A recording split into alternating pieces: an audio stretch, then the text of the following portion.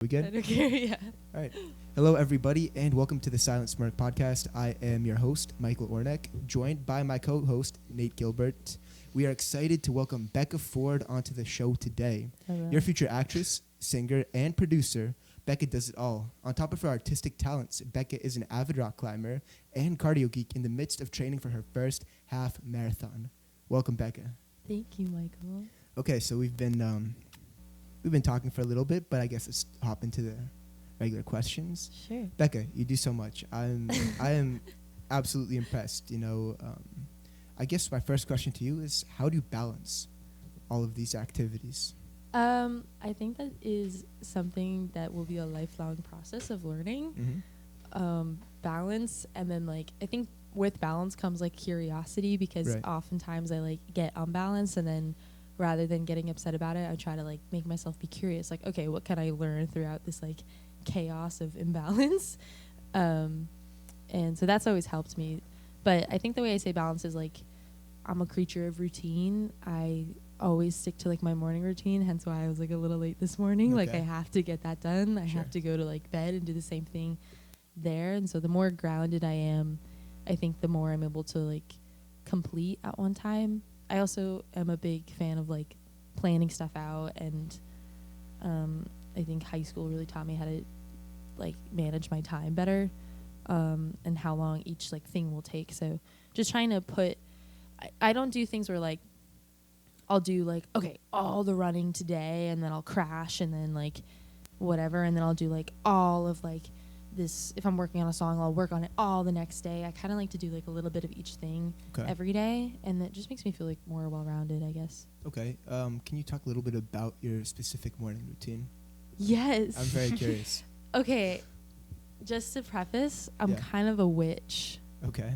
and I wake up, and then when you wake up, your brain is you know how it's so raw, and I don't know if you guys also know this, but you wake up and you just had this dream, and I never remember my dreams, but they definitely affect my body. So I'm just so which way should I go this morning? Should I go into this hole of depression because I'm not awake yet, or should I get shit going? And so I usually listen to a podcast in the morning right when I wake up, just to get my brain going, I guess, and then I go for the coffee straight away. Okay. I have this deck of cards that is called the Wild Animal Spirits deck or something by Kim Krantz. She's an illustrator and author, and it's basically just a little thing I do every morning that's a good omen. I don't really follow horoscopes or astrology that much, but it's just kind of a nice little activity. Yeah, for sure. That is, I think, exists in the same worlds. And then I do a little bit of journaling, I do meditation, and then I'm pretty much on my way once I get changed and stuff. Sure. Do you do meditation before journaling or after? Usually after, because I think when I journal, my brain just starts going what if that? Why is that? What if this thing? Wait, why did that happen? I just keep going and going and going. Yeah. So when I meditate, I think it lets my questioning brain relax a little bit. Okay, yeah, that makes sense. And how long have you been journaling for? Years and years and years. Yeah. I have in my room just probably 12 notebooks that are just full of thoughts and poems and little drawings. Whenever I'm really bad at drawing, but I do it anyway. Okay. How often do you look back at those? I'll look back at them if I'm writing music, and if I am struggling with lyrical content, I'll look back and be okay, what poem did I write a while ago? Maybe I can make a story out of that. Sometimes I'll write down what people teach me, or if I hear a quote that I really like. I think we had book club once, and we came to that quote. It was love is acceptance of others. I forgot the exact quote, but it was something love is eternal acceptance of others, and that was a big aha moment we got to through our discussion.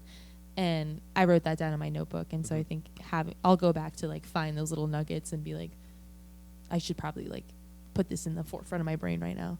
Yeah. But it's hard to read stuff that when I was a sophomore in high school, being broken up with for the first time. I don't want to read that, but you know. Is this cringy or? It's so cringy. Yeah. But I try not to judge myself too hard. Yeah. Do you think there's a difference between love and falling in love? Oh my God. I was just having this conversation with my sister. Okay. Me too. Really? With like my friends, yeah. I was like, just where'd having you this get that from? conversation. From this book, The Roads Less Traveled. Oh, And it's also in Beach Read too. Really? Did you finish? I did. We'll talk about it Okay. tomorrow. I see. I think the difference is like. Wait. So sorry. Rephrase the question. Yeah. So I'm trying to draw a distinction, or maybe not a distinction if you don't see it, between the process of love and falling in love. I think that to love someone requires like a lot of time Mhm. getting to know them and accepting them for who they are, regardless of like what they can do for you. Right. You know, I think like you take this person and you spend so much time getting to know their quirks and like their trauma and like how does that affect them now and like what do they want in life. Like that takes so much time in order for you to say like confidently like I love that person for who they are and not for like what they do for me. Mhm. And like I remember having a partner once and I asked them, I was like, why do you love me? And they listed off all of the reasons that I am good for them, Yeah. but nothing to do with like who I am. did that bother you at the time? I didn't know what that meant at the time. I was like, oh, that's why they love me, because I'm of service to them. Yeah. I think falling in love is kind of like exists more in that realm of it's falling in love is like like obsessing and like an infatuation with the idea of someone and the potential of like who they could be in your mind. I think that's like what the honeymoon phase usually is like you have this image of them that you're just like obsessed with, and like in the honeymoon phase when they start to kind of like veer off that image that you've created of them, it's like that's when the hard work comes in, and then love comes a lot later. So I don't know if falling in love is as stable and as reliable as like loving someone fully is. Gotcha. I like that. Yeah, that's a Makes good sense to me. response. Thank you. Nate, if you could just like speak a little bit closer Yeah. to the mic. Yeah, Yeah. okay, that's perfect. Okay. So when I first met you, you were an actress, specifically in theater at AB, our high school. Shout out Acton Boxborough Regional High School. And now you're sort of making the transition to film, right? If I'm not mistaken. Trying to. Yeah, so I'm curious to know a little bit more. I remember we talked about this, but let's go a little bit more in depth. Why did you decide to make that transfer? Well, I'm still really learning how film works, like from an actor's perspective, because I'm so used to being, this is like the process of how like you put on a show. Like you go to the audition, you do all of your work before the audition, read the script as many times as you can. If you get the role, then you're just doing all of this like script analysis, and then you're in rehearsal. And usually when you're in rehearsal, you do things chronologically. So like, all right, we'll start with the opening of the show, go to the next scene, go to the next scene, go to the next scene. You learn your lines kind of like as you're in rehearsal going chronologically, and then you're in tech week and you like make sure you kink out all the parts you need to kink out like on the stage finally, and then you open the show, and then the show runs, and then it closes, and then it's done, and then you're done with that part. And I think with film, what I've realized is it's so much more individual and like independent from an actor's sense. Like I did a few films in the spring, and I had one rehearsal for the entire thing. Like usually when I'm in a show, it's like I'll have 3 months of rehearsal, maybe not that much, or like a month of like intense rehearsal time, and then we'll put it on. But I had one rehearsal, and then you go to set, and the director, the screenwriter, everybody just kind of trusts you as the actor to like have this fully developed character that the director also agrees with. And if that's not there yet, then you have to kink it out really fast on set, then shoot it. You have like 3 takes, maybe a little bit more. It depends on like what the director wants.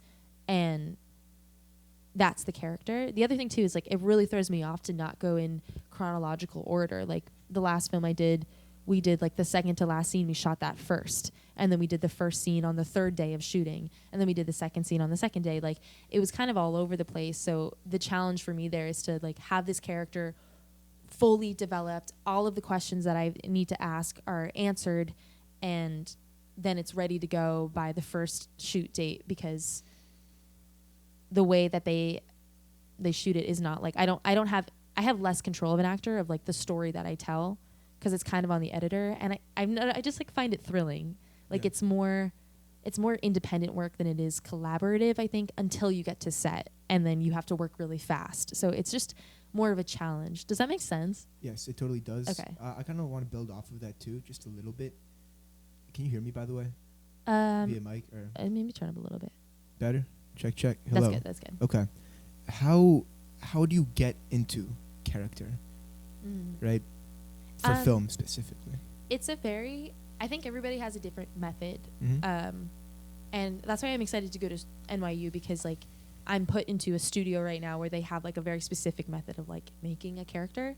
But from what I've learned so far in my training, I find it to be a very meditative process. It's so much of like clearing my mind, clearing like all of the tension in my body, or like the good things in my body, just like making sure that everything is at peace and relaxed, and then kind of like treating myself as if I'm like a channel, and letting all of the work that I've done for this character, all of that building I've done, like text wise and like thinking wise, don't even think about it, just kind of let it come to me.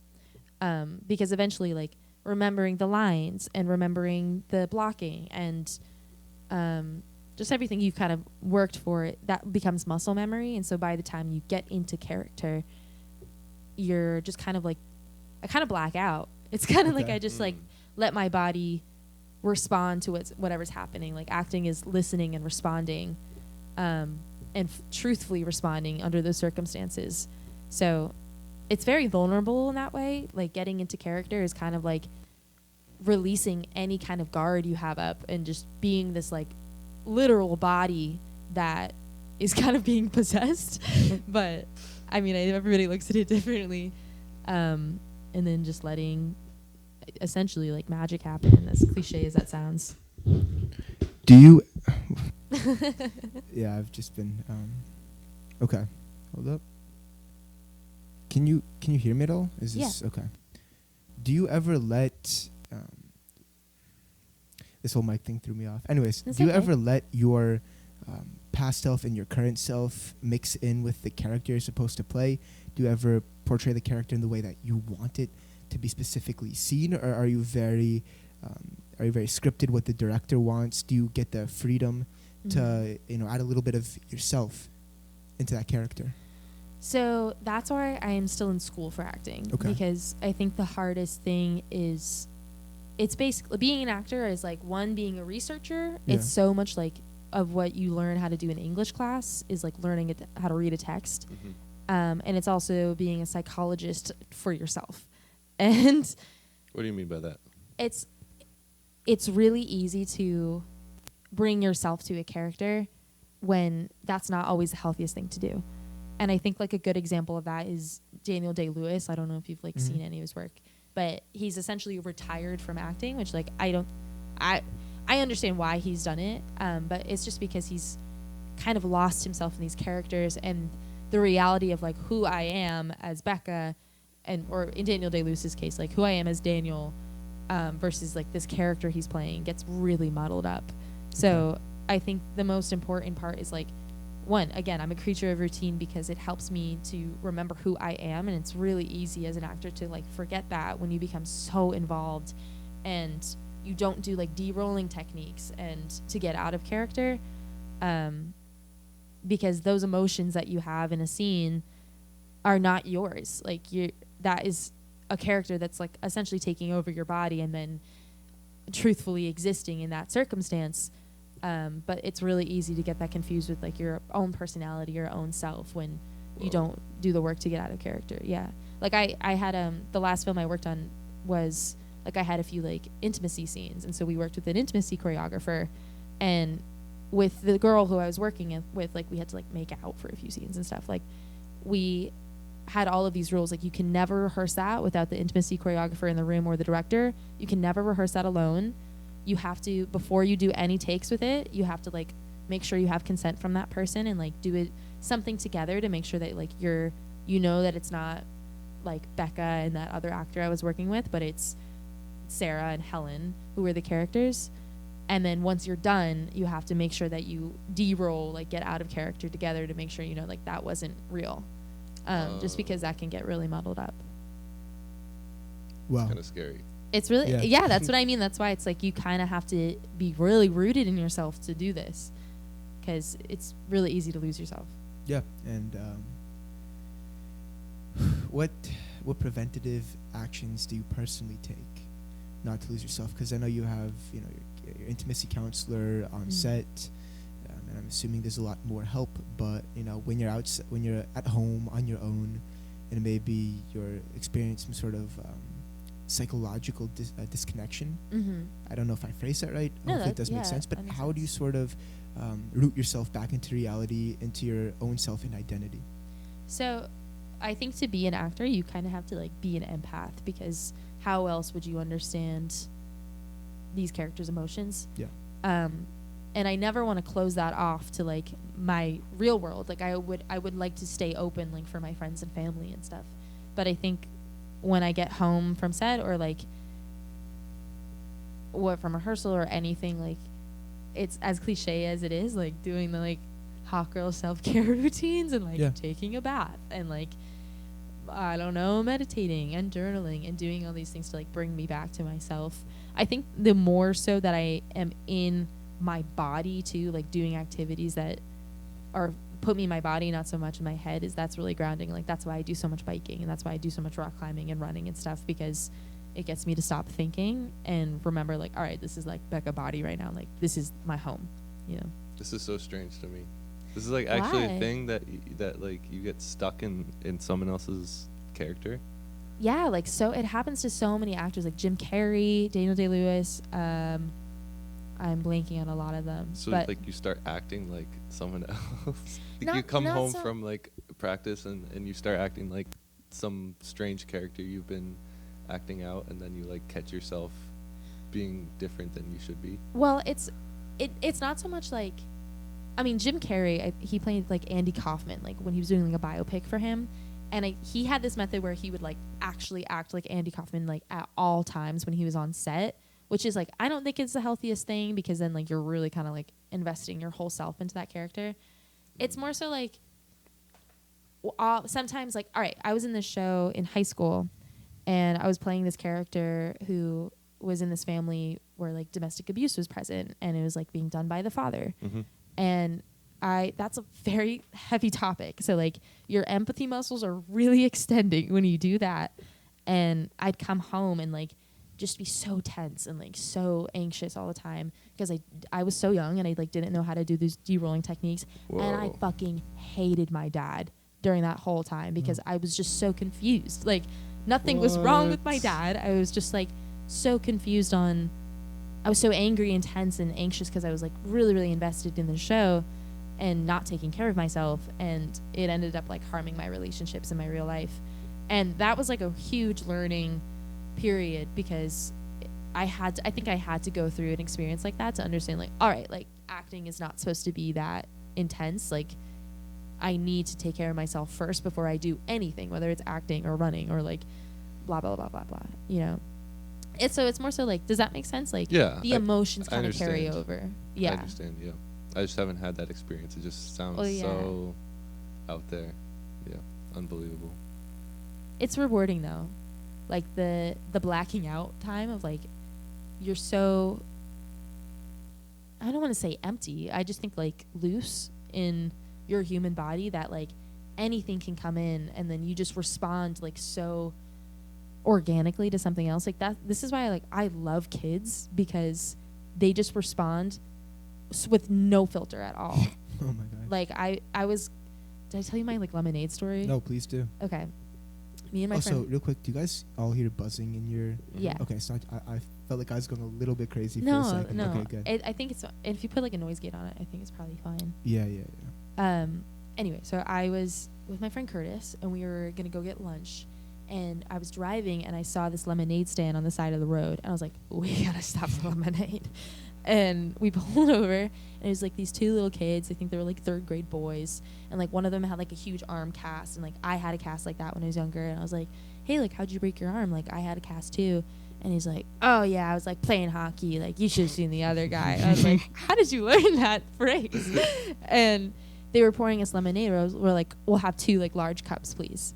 And they're like, yes. And then I gave him, like, a little bit more money than, like, he wanted. He's like, yes! Like, he was so excited. How much was he charging? Like, $2 for, like, the large cup. I gave him, like, 5. And so then he was pouring the lemonade, and he, like, poured a cup for Curtis, and then he started pouring a cup for me. And he ran out of lemonade in his carton, and he, like, looked at it. He looked at us, and the dread that, like, washed over his face, like, his shoulders started shaking. He goes, I am so sorry. We don't have any more. And I go, that's okay. Like, just give me what you got. And he's like, are you sure? And I'm like, yeah, that's totally fine. Like I just have this, like, little bit. That's great. He's like, oh my God, like, thank you so much. Like, thank you guys, have, like, the best day. And, like, that experience, like, watching him go through that full range of emotions with no filter. Like, if he was, like, a 16-year-old, like, he kind of, like, would have gotten more life under his belt. He understands how to filter emotions more. He probably just would have been like, shit, like, sorry guys, like, I don't have enough, like, rather than, like, having a full, like, meltdown about it. But that's kind of like when you're on set and you're getting into character, it's like you're kind of returning to that state of being a child, of, like, having no filters on you and just letting things hit you. Or not, that's kind of an aggressive word, but, like, What if you're a closed off character?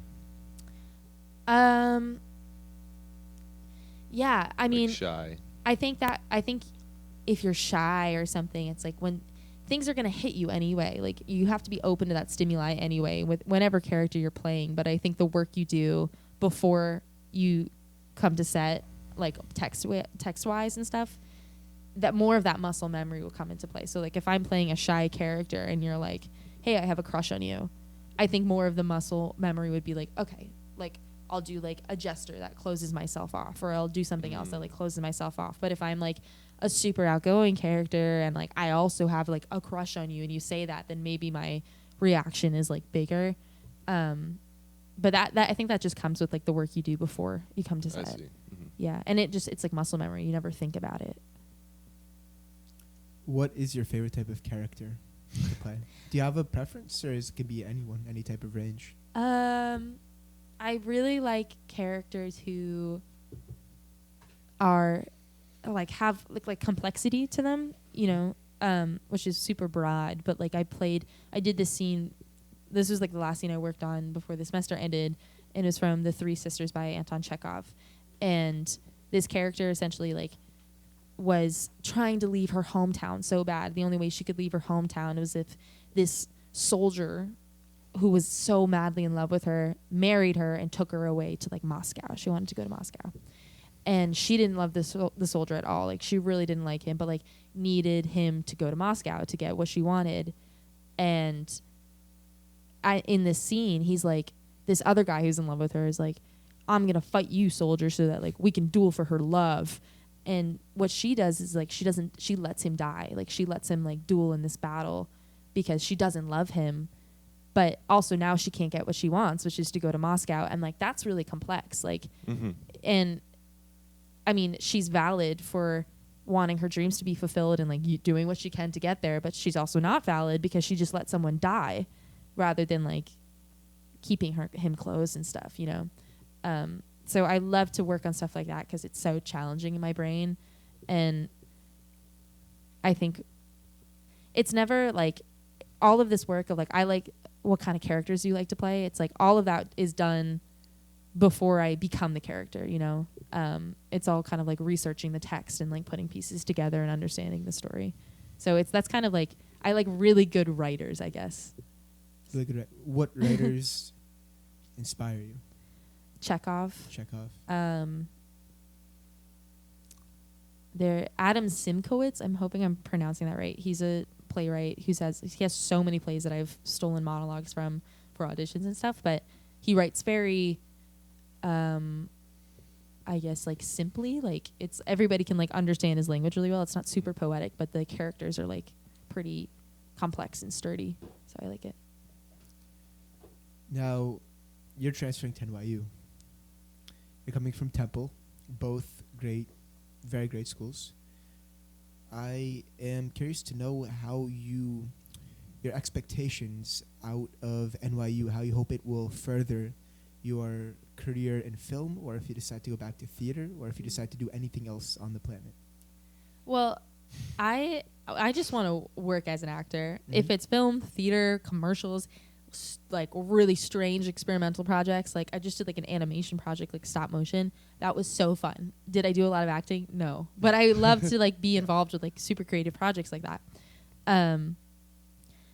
I think NYU is going to give me more connections than I think Temple would, and Temple is a great school. They have a really good arts program, but I just think NYU has like the professors there are they're teaching more of like what I'm looking for. I think I want something that's like a little bit more intense and specific.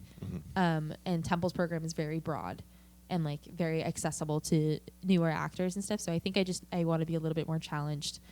And also just like almost like the quantity of work at NYU. Like it seems like the students there are just always working on a project. And always collaborating with other people, and like that's what I really want. Like I always want to be on set. I always want to be making something. And at Temple, I didn't really get that opportunity just because of the way the schedules worked. So I'm really excited to collaborate with people who I admire. I'm really excited to just feel really challenged, I guess. I had this professor at Temple. He was kind of my mentor, and I called him when I got into NYU and I was like, I don't know what to do. Like, is this worth the money? Should I don't want to pick up my life again and like be a stranger and like have no friends in this like new city. Like this is the third time I'm doing that. But obviously everybody's path is like different. But I was like, what should I do? And he told me, he's like, if somebody in New York is asking you to be there and say like, it says like, we have this spot for you as an actor, you have to take that opportunity, because so many people will graduate from whatever school they were at for acting, move to New York, and nobody's asking them to be there, and they're just like trying as hard as they can with no safety net, I guess. So either way, I think I'm going to have to end up in New York. So I think NYU is just kind of giving me more of like a bridge to all of those people who I think will help me in my career. Mm-hmm. Do you, in terms of acting, and I guess in terms of life, in what way do you value having a safety net? Because the way I want to specifically push this question, a lot of people do their greatest works out of necessity, not having a safety net. But on the other hand, a safety net can be very comforting, knowing you can go back to something, that you have that, level of just safety. Mm-hmm. Well, safety net is like, I guess, a weird term, because I'm not sure I really have.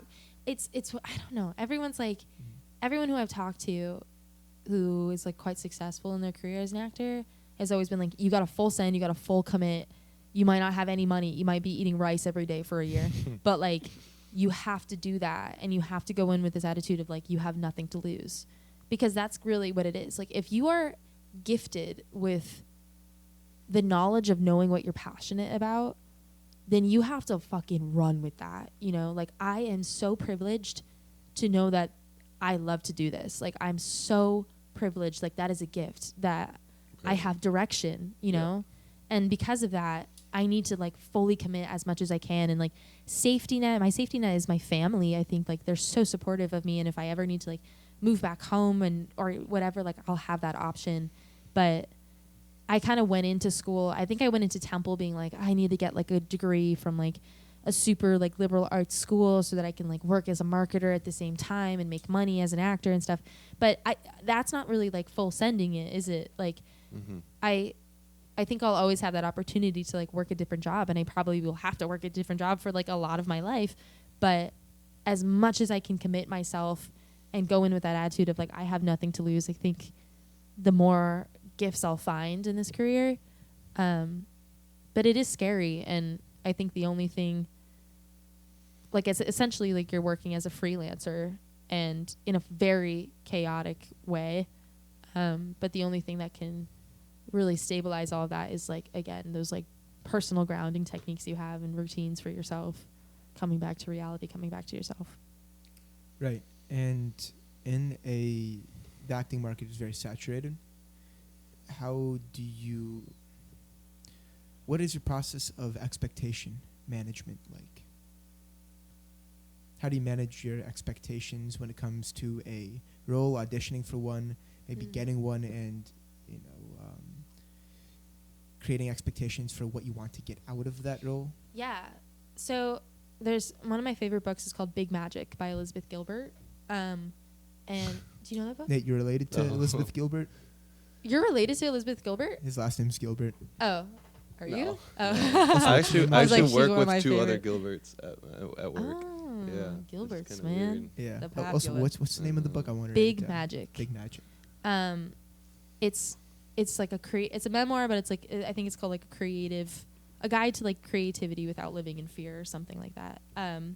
But she really made clear to me about like when you're making art, whether that's making the film, you're on set doing the acting there, or you're going into the audition, like being in an audition is essentially an opportunity to perform. Like it's taking all that work that you did to prepare for the audition and then being like, here it is, like this is what I can give you. Mm-hmm. It's a performance. Yeah.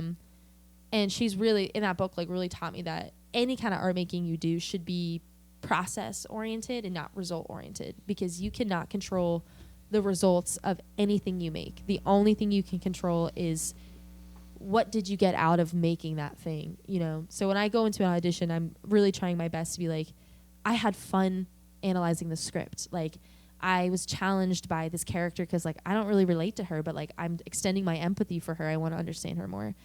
And by the time I get to the audition, it's kind of just me being like, this is my take on the character. This is what I could bring to it.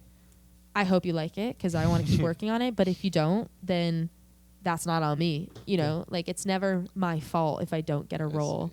It's always like they're looking for a different take on the character, or they're looking for somebody who is 5'9" and has blonde hair, and I can't control that. So it's you never know what somebody's like looking for. I think the hardest auditions I've had though are like ones for school, because that's not so much like, hey, here's my take on this role. Do you like my analyzation of it? It's more of like, here is myself. Do you like me? To get into school. But at the same time, it's like when you get into school, it's like you're auditioning with monologues or songs and stuff, and still being in character. Does that answer your question? Yeah, and I think it answers another question on top: how not to take things personally. Yeah. Yeah. It's funny because like this career is so bonded with the concept of rejection. You're constantly getting rejected. However, and I'm so good at getting rejected now, like in this career. Yeah. But it's not really transferring over to like my own life, which just kind of sucks. Like outside of like being an actor. But I think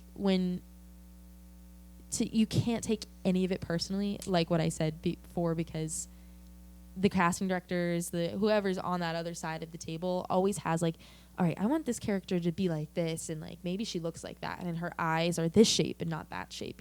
They always have something in mind for what they want, and it's kind of just like luck if you fit that description. And sometimes you can change their mind, with what you bring to the table, but it has nothing to do with like, oh, that person got the role because she's better than me, or that person got the role because they like know the directors more than I do. It like you can never think about that, because then you're making it about yourself, and it's never about yourself. It's just about the work. It's just about the art. Yeah. Something that I've been also working on, not taking things personally. It requires a lot of discipline and just mental fortitude in general. Yeah. I want to like flip the gears a little bit, talk about something else. Cardio geek, Becca Ford. I'm shocked you're calling me that. Cardio geek, yeah. I've It's never been called that. super impressive, and I admire it because cardio is something where you're just battling your demons on a regular basis. You're just going out and pushing yourself to new limits and bouncing on yoga balls and just going crazy. Yes. I guess so. I want you to talk about the different the different parts of cardio and what you're doing, and a little bit about the goals involved each respective one. Yeah. So I grew up playing sports, Mhm. and I played basketball. I played soccer. I played lacrosse. I played volleyball. I almost played football, but they Okay. didn't let me. good? What? Were you too good for the team? Oh, I was way too good. Yeah, I bet. They're like, shit, this little lady. Yeah. Anyway, but so with my rock climbing team at Temple, we volunteered at a half marathon. And we got up at like 4 a.m. We like set everything up for them, and then we were like on the side of the race, like handing out water, like handing out gels, whatever. Mhm. And that energy, like being there on that day, I was like, oh, like this is like, look at all of these people just like running, and we're all just like, yeah, like it was crazy. Like it was just such good energy, and it And you reminded me wanted of, that. yeah, it Yeah. reminded me of being on like a team again, and like being so excited about Yeah. like achieving these goals and stuff. So me and a few friends on my rock climbing team were like, we're gonna train for a half marathon, like let's do this.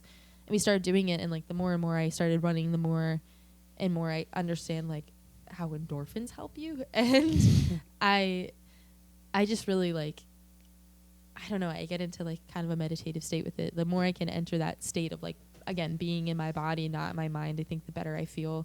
And like everybody's got like mental health things going on, whatever. So I think it's just really helpful for my mind more than it is like my body. Like I'm not running and hiking and biking and stuff to look better, I guess, or like for anybody else. I think that would be really unsustainable.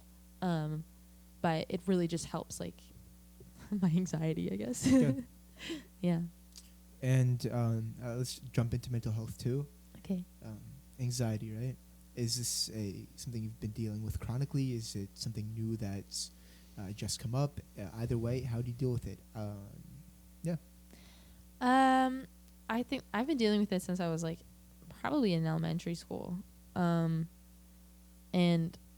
it's like I've been diagnosed with that. I've been diagnosed with depression. I've been diagnosed with blah, blah, blah, blah, blah. And at this point, I think it's just kind of like everybody, I look at like mental health as like each disorder, like if you have anxiety, if you have depression, is like everything is a spectrum. Yeah. And you can flow on that spectrum sometimes. And like I'm at a point in my life where like I'm not very anxious, you know, and other points in my life I'm like all the way over here on the spectrum. And I think it's like everybody's there. And it's just a matter of what kind of maintenance do you have to do for your body, you know, and that's different for everybody. Like I probably can't be like hanging out with people like 5 days in a row, like only seeing people, because like I'm introverted. I have to recharge by myself. Yeah. And that's like maintenance I have to do. So it's like an ongoing thing of learning like, all right, this, like my body does not feel good. Like I have a huge stomach ache and my shoulders are so tense. Like what do I got to do right now? And then do that thing. I think that that's the hardest, or like the funniest thing that people do with like anxiety is like they feel so bad, but then they don't do anything about it. And then they like try to make it an excuse for things. I'm like, everybody's got it. You just have to figure out what works for your body, you know? So like, it's never an excuse. It could be an exclamation for things, but never an excuse. I want to fill up this page, Becca. You're spitting some very Some Thank bars. you. some bars. Thanks. Okay. How do you keep up with your goals? What are your goals? Let's Yeah. Yes. get Yes. that. Nate, thank you for Let's the get that down clarification. first. Yeah. Let's talk about your new bike. My new Yeah, bike. What yeah. you doing with your new bike? I eventually want to be able to bike pack. I don't know where. I don't know when, but Or how? or how. Can you give some context on what bike packing is? It's essentially traveling on your bike Mm-hmm. with camping gear, food, like anything you need to like live with your bike and travel that way. You know, I Yes. would love to do it as soon as possible, but I don't know if Yeah. I'm quite ready yet. I like just bought a bike and I just started like learning how to bike again since I was like an 8-year-old. So I need to like work up to that. Other goals are right now I'm trying to do all 48 4,000 footer mountains in New Hampshire. I'm at 4 or maybe 5, and I think I want to achieve that by the end of next year, just because I love hiking, and then I think the more I do it, like again, the more my brain feels better, and the more like Yeah. connected to nature and connected to other people I feel.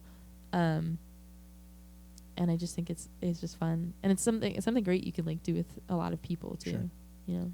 So hiking with music or without music? No music. Do you hike? Do you hike with music? Who hikes No. with music? Some individuals. Oh. Do you want to go hiking? I feel like we should go hiking together. I think Yes. we'd have Well, really Michael, good conversations. Remember on when our we hike. went hiking up Mount Sugarloaf? yeah, yeah. And he brought a speaker and he was playing like Billy Joel, like something just like it was very silent, like very quiet. Yeah. Mhm. And we were coming up like this, we were walking up this structure to go. It was like an outlook type thing. You could see like the whole Amherst area. Mhm. And this like old lady was walking down the stairs and was like, don't trap me up here, Michael. And obviously she didn't know Yeah, your yeah. name, but whatever. Yeah. Don't trap me up here and turn that awful music. And like she was like Oh, swearing no. at him and like complaining that it was super loud and it wasn't even like trashy rap or anything. Yeah, it was just Billy Joel. Billy Joel. Our nation's treasure. And he was being so polite to her and she was just like going off at him. It was Damn. funny. Yeah, so I do realize that I am contradicting myself a little bit by saying that. Well, you Um, learn. But we made it to the top. It was a and group I was- activity. We needed some Yeah, music. yeah. I was Yeah. feeling like enjoying the top with some Billy Joel. Shout out Billy Joel. Shut up, Billy Joel. And well, basically, you know, if the lady had asked me nicely and politely, I have no issue turning my music off. I totally Yeah. understand her argument. It But was so funny. However, I have an ego, and Shadi challenged my ego, However. so I couldn't back down. And I had exerted enough So we put on willpower. some 21 Savage. Not 21, not 21. But I had enough willpower not to blast the music, but I had to keep it there. Yeah. Even though after she said it, I did want to turn the music off. But anyways, all that You live aside. and you learn. Yeah, of course you live and you learn. Anyways. I do run with music. Oh, yeah. Yeah, Yeah. you have to. Yeah. I think Most of Hugo the time. doesn't run with music. And I'm like, oh my gosh, how you do that? Yeah, Hugo is cross country, Frenchman, Argentinian. Shout out Hugo Shout if out you're watching Hugo. this. Yeah. Okay, so we talked about the bike packing goals, hiking goals, Mm. your rock climb, and marathon goals. Anything? Have you been consistently rock climbing? Is there anything you're trying to accomplish? Rock climbing, I think, is the one thing right now that I'm just gonna keep that as fun. You know, Yeah. like I have this habit of trying to monetize everything I do, and also like making what I do like my personality. Like Yeah. it's not my personality to be a rock climber or a hiker or like a runner. Like everybody can do those things. That doesn't make me Becca. And I think I make these goals because they like You want satisfy to be my like ego. the best at whatever you're trying Exactly. to do. Yeah, and that's only for my ego. Like I really do enjoy these things, but I think what like comes from the part, all of these like goals I have, like I think that's stemming from my ego, but Mm. my desire to actually do these activities are because like I do find fulfillment in them. Rock climbing is the one thing that I'm like not trying to bring my ego into, and I'm just Yeah. gonna do it for fun. And it's really easy to go the other way and be like, shit, I'm only at a V2, I gotta go to a V5 because my friend's Yeah. at a V5, and like yada yada yada. But I just kind of do it when I can, and it's fun to like set up a slack line there too. I'm trying to just keep that as fun. Good. You ever experienced an ego death or something close to it? Are you looking to experience something along those lines? What's an eco death? Yeah. So, okay. Thank you. We build up our ego as we build up the image of ourselves, right? Our Mm. image of ourselves and the way others perceive us is our ego. By that ego dying or disappearing, we're destroying that image we have of ourselves that we had spent so much time building up through merit and just living, and the way we want other people to see us. So we're, restarting. It could be a permanent restart. It could be, something short term. I'd say there's a wide spectrum of ego death. Can be achieved in many different ways, of course. But I'm curious if you've, ever experienced something about it, and if you have, if you did anything to, I guess, where the value in that was for you. I think the closest thing that I've had to ego death would probably be like breakups. Yeah. And I'm like, I'm not ashamed of it, but I'm not Yeah. proud of it. I think I'm a serial monogamist. Ooh. Serial monog. Is Sure, that how you sure. say it?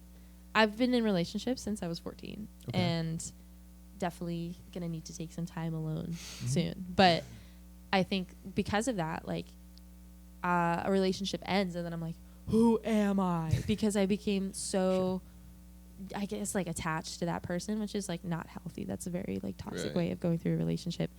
And kind of my last one, really, that was like probably the closest thing I got to ego death. Like, and the longest time I actually had with like separation from like one partner to the next.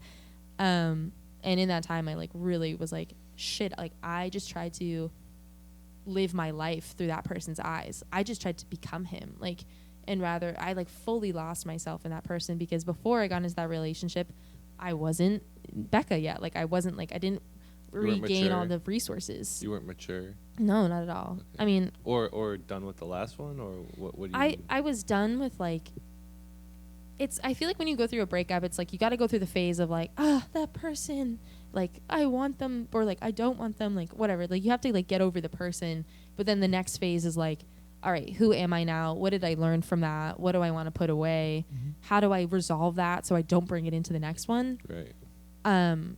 I don't know if I had enough time before my last relationship where I like didn't bring in all that baggage. And like after the most recent one, like I think I really had the time of like, shit, like I don't know who I am. Like I really just kind of invested all of myself into that person, and I'm 20 years old. Like that's not good. Like I need to, this is the time where I need to be like figuring out who I am.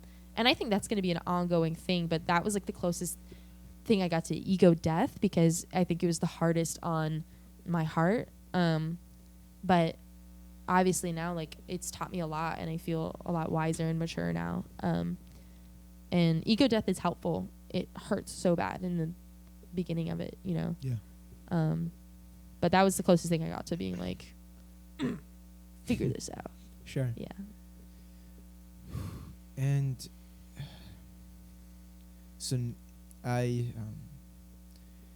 in relationships, and this is what I'm reading about this right now, again, road less traveled. Mm-hmm. But at the beginning of a relationship, two people, they sort of merge their egos into one because they're so transfixed with each other. Yeah. And I see that as a little bit harmful in a sense, because you're losing your own self-identity, and this is the power of falling in love versus love, what we were talking about earlier. And I think it requires a lot of discipline in order to have yourself remain attached from your significant other, and to not necessarily completely oppose, but in a healthy way to find a balance between that attraction. And in marriage, I'm going off, and I'm going to go on a bit of a tangent, but in marriage, it is the best marriages that are, at least from a psychologist's perspective, are the ones where both partners are independent of each other and can live independently, but they choose to live each other, and they choose to love each other and support each other. And I think that is absolutely beautiful, but it is so hard to find, because first you have to become an independent person. And the question I want to create out of that, Becca, how have you recently been looking to become content with yourself and to become more independent, to make you stronger down the road? That's a tough question. Yeah. You're putting her on the spot. No, but I love this. Like, thanks for letting me be like vulnerable with you guys. Thank you. I think, like, the first thing that you were talking about, what came to my mind was like relationships. I think they work out when they move slow, you know, and you don't give into that infatuation and like obsession with that person right away, because you don't know what could happen. Like my relationship right now, I like got into NYU, and I was like, oh my God, I'm going to go to New York. But like, what about him? Like, should he just come to New York with me? And I asked him, I was like, do you want to move to New York with me? And he's like, we've been dating for like a month. Yeah. And I was like, yeah, you're right. Like, sorry. Like, and then I was like, shit, I got to slow down, because that infatuation, that obsession is like really easy to fall into unless you're like disciplined with yourself. Right. So I think the less, your question was like, how are you gaining more independence? Yeah, how are you just working on becoming more independent? Yeah. I think being like cognitively being really present about, am I making this decision for myself, or am I making this decision because it's going to make my partner happy? Right. And simple things as like what I wear, and or big things of like what place am I moving to now, you know? And you have to be like really kind of on yourself with that, like, because I think that obsession like can kind of get into your brain, like you want to be perfect for whoever you're with, but that's kind of disregarding yourself and like what you want. So I think to gain independence is to like actually choose things for yourself and like really make sure you're choosing that option for yourself and like not for anybody else. And I'm honestly grateful right now that like my relationship is long distance, because I think I have more space and freedom to be making those decisions more consciously. There's also you were talking about how like marriages work out when the people are separate but together, you know, and that kind of reminds me of this Fleetwood Mac song Tusk. And wait, that was a lot of wait, where should I go back? No, just like the Fleetwood Mac. Fleetwood Mac. Oh, okay. Fleetwood Mac. Okay, good. Their song Tusk, one of the lines is like, don't tell me that you love me, just tell me that you want me.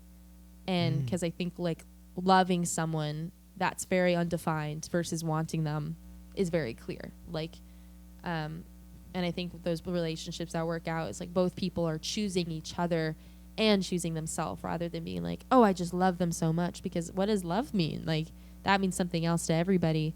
I'm kind of going on a tangent. Please. Well, I don't think it's on the question anymore. Okay, I'll go back to the question. Sure. Well, whatever you want. I am so actively working on my independence still, because I've been told since I was like a little kid, like, I think because like my parents were divorced and like I was the youngest kid, everyone's like, you're so mature, like you're so independent for your age. And I was like, yeah, I'm independent, like I'm like a 13-year-old girl, like, and I'm independent. And I was like going into Boston at 14 years old by myself for like voice lessons and stuff. Like, wow. I'm able to do things like that. Like, I can travel by myself, I can figure out my fucking loans, I can do like blah blah blah, like I'm trying to find housing still. Can like, you do your own taxes? No. That's hard. I haven't done my own taxes yet.